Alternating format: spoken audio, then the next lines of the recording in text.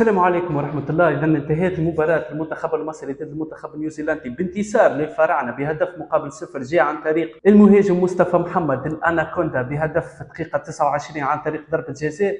المنتخب المصري اللي دخل المباراة هذه بتشكيلة 4-3-3 عرفت وجود ثلاثي هجومي متكون من عمر المرموش وتريزيجيه ومصطفى محمد، يعني لاعبين خلينا نقولوا يلعبوا في نفس الجهة اللي هما تريزيجيه وعمر المرموش.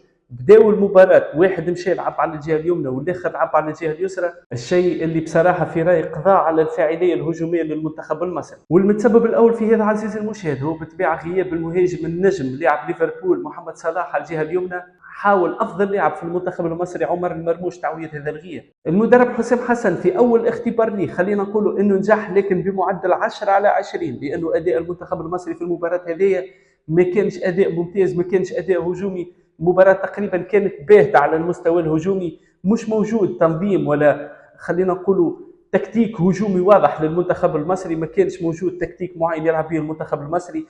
حسام حسن خلينا نقولوا بكل صراحه وبكل واحد، يعني سرعه الحكم على هذا المدرب ما نجموش، يعني نقدروش نحكم عليه من اول مباراه ليه. اكيد يمكن مع الوقت ومع رجوع نجوم الفريق اكيد الاداء يتحسن، لكن بصراحه خلينا نقولوا المدرب المصري عاده بصراحه نشوفوا انه عنده سهوله كبيره في النجاح مع المنتخب المصري على المستوى الافريقي، ولكن على المستوى العالمي لا.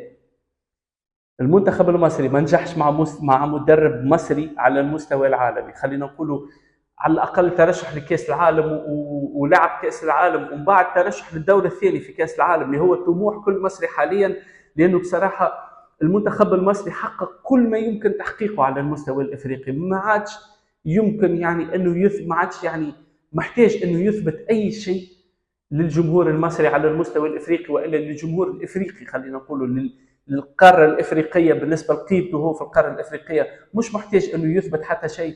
لكن خلينا نقولوا المنتخب المصري محتاج للانجاز على مستوى العالمي، محتاج الى ترشح لكاس العالم بطريقه اسهل شويه، خلينا نقولوا، لانه المنتخب المصري رغم ترشحه لكاس العالمي الاخرى الا انه بصراحه يعاني جدا على مستوى الترشح للدوره هذه، يعني في كل مره يلقى صعوبات كبيره في اللعب على المستوى هذا، وبعد يمشي يلعب في كاس العالم دائما يعني تكون بصراحه هزائم، ولا خلينا نقولوا ما يكونش فما تكتيك ولا اداء واضح يخلي المنتخب المصري موجود على الخريطه العالميه. لكن بصراحه خلينا نقف على النقطه هذه ونشوفوا الاسباب. المنتخب المصري في الليسته الحاليه، يعني في القائمه الحاليه اللي موجوده للمنتخب المصري، يعتمد على 9 لاعبين من الاهلي المصري، 9 لاعبين من الاهلي المصري في هذه الدوره هذه اللي باش تدوم من يوم 22 مارس الى يوم 26 مارس بنظام مباراتين، مباراه نصف نهائي ومباراه نهائي. المنتخب المصري سيلاقي في النهائي واحد من المنتخبين، المنتخب التونسي والمنتخب والا المنتخب الكرواتي، اللي اليوم باش يلعبوا مباراتهم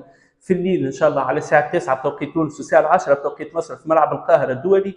نتمنى بالطبيعه الانتصار للمنتخب التونسي ونلعبوا مباراه نهائي ضد المنتخب المصري، علاش لا. ولكن خلينا نقولوا نرجعوا للمنتخب المصري، للقائمه نتاع المنتخب المصري. الاهلي المصري 9 لاعبين من الاهلي المصري، والاهلي المصري يلعب مباراه مهمه تشامبيونز ليج ضد سيمبا التنزاني في تنزانيا يوم 29.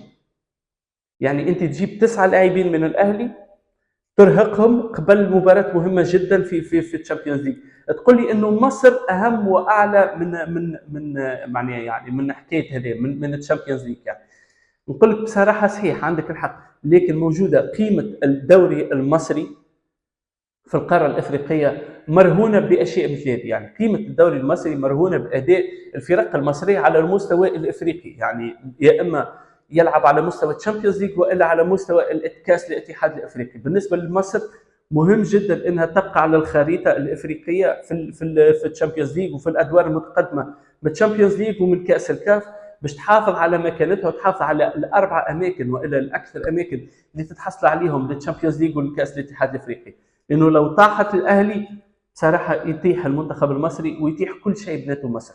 لما حاله باش نحكيو على بناء المنتخب المصري، خلينا نقولوا بصراحه اعمار اللاعبين اللي استدعاهم حسام حسن ما تشيرش انه فما خطه واضحه، ما تشيرش انه المنتخب المصري ينظر بنظره استشرافيه ونظره يعني للمستقبل 3 سنين القدام، 3 سنين الكاس العالم القادمه 2026 اللي باش تكون موجوده في الولايات المتحده الامريكيه. خليني نقول لكم المنتخب المصري مهم جدا مشاركته في الكأس العالم هذه، مش مهم جدا انه يترشح للدور القادم في الكأس العالم هذه، لكن صراحه على حسب ما نشوفوا في منتخب عتيد، منتخب معروف على المستوى الافريقي، 25 لاعب 6 فقط محترفين وغياب صلاح. يعني نحكيو حتى على المستوى الاعمار. ابقوا معايا ونحكيو على المنتخب هذا، نحكيو على اعمار اللاعبين اللي موجودين حاليا في المنتخب المصري. عندك جابيسكي 35 عام، يعني في كأس العالم القادمة مش باش يكون موجود. عندك محمد عواد حارس الزمالك 31 عام، نفس الشيء مش موجود. مهدي سليمان 36 عام، مش عارف استدعاء حارس عمره 36 عام. يعني بصراحة مع سؤالي، انت جبته باش تحقق له احلامه؟ يعني شنو نحكي لك بالمصري، يعني عاوز تحقق احلام اللاعبين يعني اللي عمرهم فوق 30 ولا شنو؟ والا عندك فكره انه لاعب خبره ولاعب ماكش تلعب في كاس افريقيا وماكش اصلا لاعب. كلمه لاعب خبره هذه ولا عليها الزمان يا اخوي، ولا عليها الزمان. الكره العصريه هي كره سرعه وكره يعني فيزيك، يعني خلينا نقولوا كره بدنيه وسرعه. يعني بالنسبه للبنيه الجسمانيه لكل لعبه هي مهمه، واللياقه البدنيه نتاعو انه قادر يلعب 90 و100 دقيقه و120 دقيقه تحت ضغط الجمهور وتحت الطقس وتحت اي ضغط واي ظرف. هذا هو المهم بالنسبه لي. سبب انه نشوفوا لاعبين، يعني اعطيني سبب يخلي المنتخب يستدعي لاعبين بالعمر هذا، حتى سبب. نتمنى تكتبوا لي في التعليق، يعني اذا عندكم اي تعليق، واذا عندكم اي حسيتوا اني قلت اي حاجه يعني يعني خاطئه، تكتب لي في التعليق خويا المصري. من العين دي قبل العين دي نجاوبك 100%. نمشيو خويا للحارس الرابع اللي هو 4 حراس في دوره وديه. لا حول ولا قوه الا بالله. عوفة شوبير 24 عام، حارس الاهلي الثاني، اللي هو لانه الحارس الاول الشناوي مصاب. نمشيو للدفاع. عبد المنعم 25 عام، حجازي. يعني عبد المنعم نتصور يكون موجود في الكاس العالميه القادمه، لانه بصراحه اللاعب مهم جدا للاهلي ولاعب مهم جدا للمنتخب المصري. وبصراحه سؤالي الشخصي ليه وللاهلي في نظري الشخصي، يعني لاني شفت محمد عبد المنعم في الشامبيونز ليج ضد الافرقه التونسيه، يعني بصراحه قائمه ممتاز جدا على المستوى الدفاعي وقادر انه يلعب في اوروبا.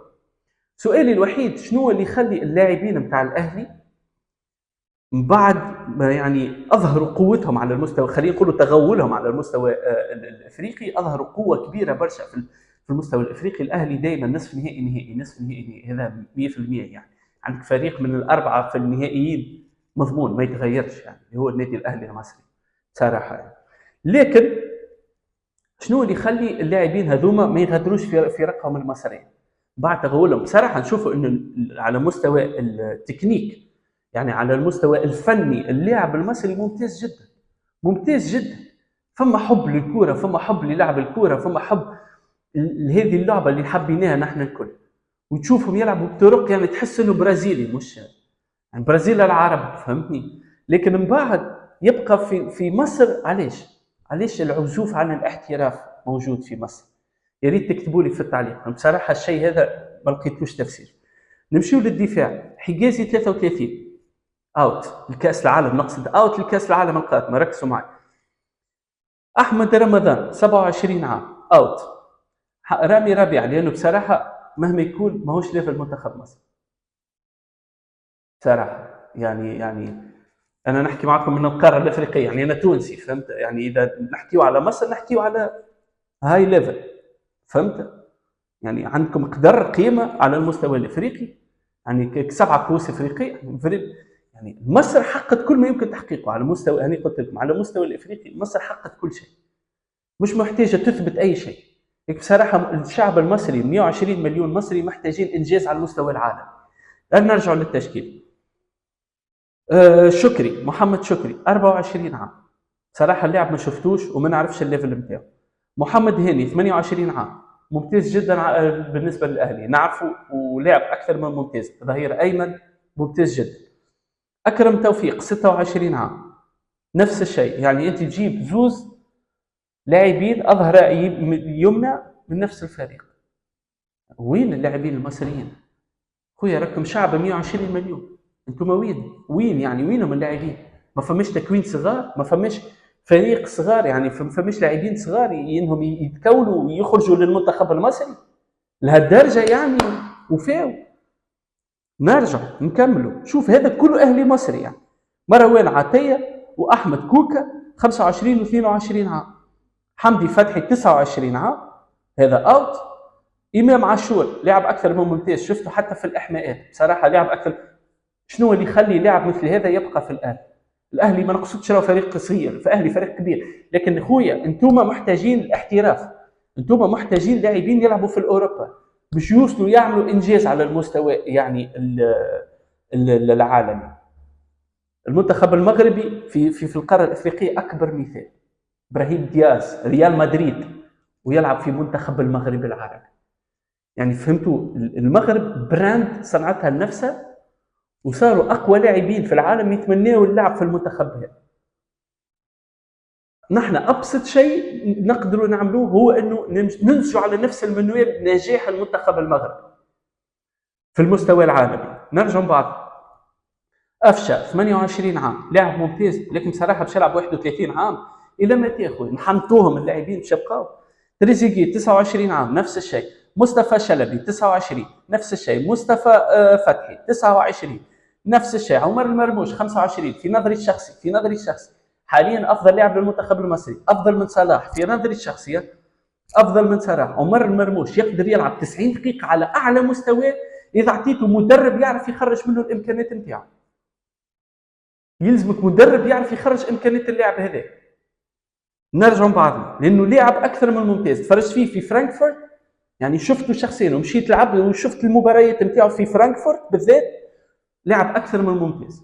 نرجع وصلنا لعمر المرموش، نوصل الاربعه المهاجمين. مصطفى محمد 26 عام في نوت، صراحه انسان اكثر من ممتاز، صنع نفسه بنفسه وحارب من فريق لين وصل للنوت الفرنسي اللي هو مش فريق كبير، لكن مصطفى محمد الموسم القادم نتصور انه يلعب في فريق كبير.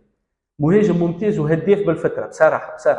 شفته في نوت وشفته مع المنتخب المصري. صحيح فما انتقادات كبيره اللي هو وضده، هو بعد يعني خلينا نقولوا باللغه التونسيه يزلط، يعني يعمل اخطاء يمكن ما تصيرش كمهاجم، فهمتني؟ يمكن ما يلزمش يعمل، لكن حاليا هذا احسن حاجه موجوده للمصري، احسن شيء موجود للمنتخب المصري.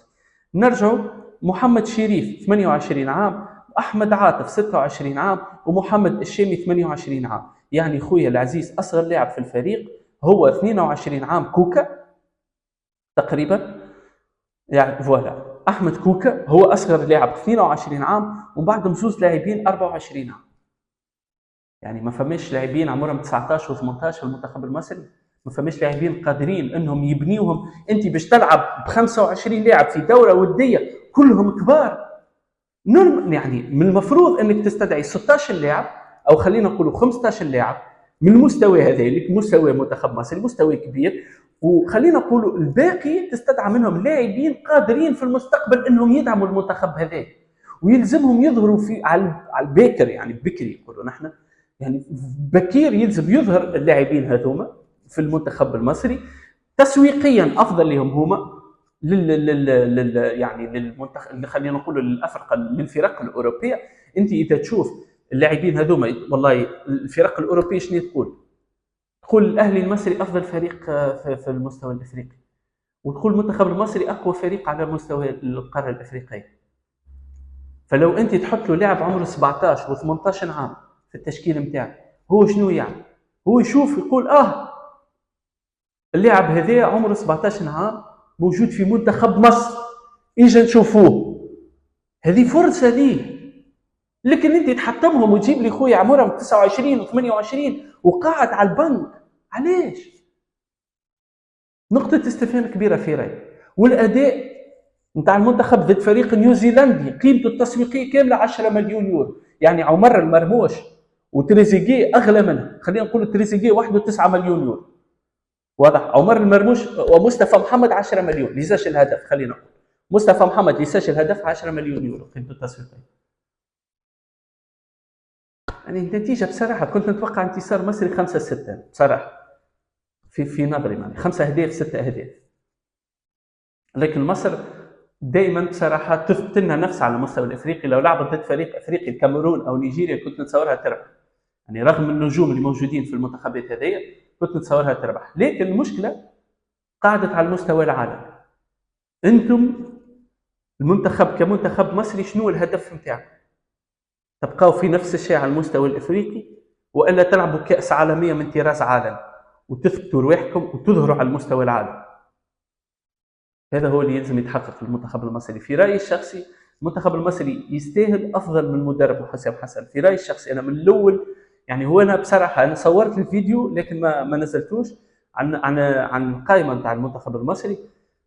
صراحه المدربين الاجانب رغم انهم ما نجحوش في المنتخب المصري، لكن هذايا ماهوش مربوط حاليا، يعني ماهوش، خلينا نقولوا المنتخب المصري قادر انه يجيب منتخبات اجانب مدربين اجانب، فهمت، لتدريب المنتخب. لكن حاليا المدرب الاجنبي ماهوش قادر يتفهم مع عقليه اللاعب المصري، لانه اللاعبين تقريبا كلهم محليين. يعني انت جايب مدرب يحب يطبق تكتيك اوروبي على لاعب محلي. يعني الدوري المصري مانيش عارفين بصراحه، الدوري المصري شنو اللي قاعد يصير فيه، مانيش عارفين في انهي جوله يلعب.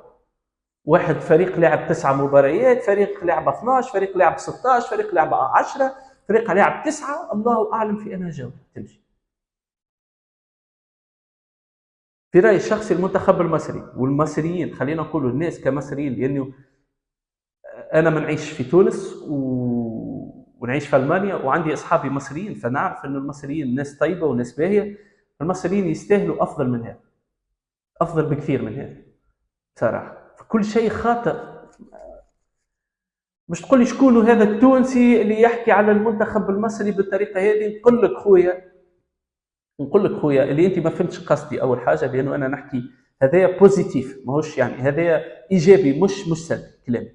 واحد اثنين، نقول لك لو تحب نحكيو على المنتخب التونسي، المنتخب التونسي نحكي لك عنه ان شاء الله، تو نحكي لك عنه. فهمت خويا، يعني موجود وديجا يعني موجود الفيديوهات وتحدثت عليه.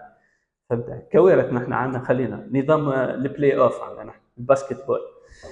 حسيلو خويا العزيز، شكرا لكم، شكرا على فرجتكم في هذا الفيديو. نتمنى انكم عجبكم الفيديو، نتمنى تشتركوا في القناه، ونتمنى ما تنساوش اللايك.